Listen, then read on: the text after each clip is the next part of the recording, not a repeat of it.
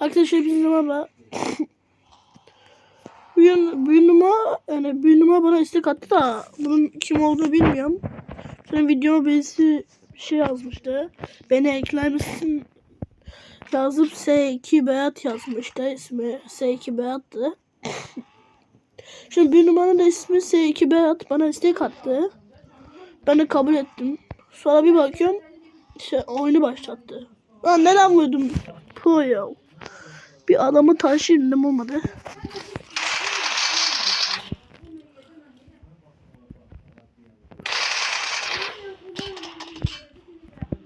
Pro bin.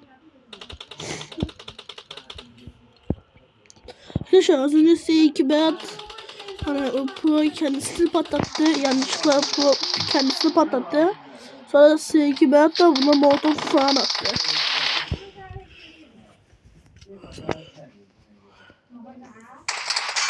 Neyse.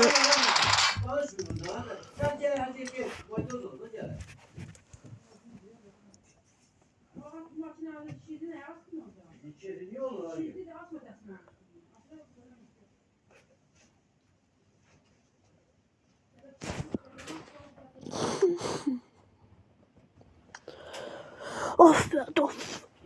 Mama, temizliz bu.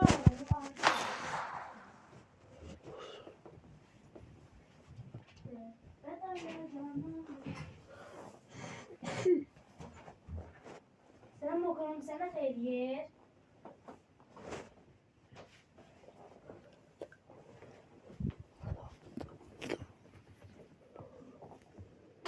Hadi bakalım. Sen yemek yiyesin. Ha. Ne bak pişirdiniz bu akşam sağı? Yolda ye pişirmedi. Dün orta pişirmişti ama. Ne bak yemek yiyeyim sana?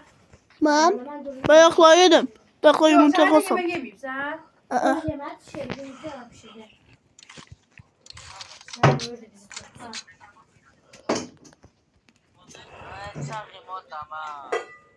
Oradan biraz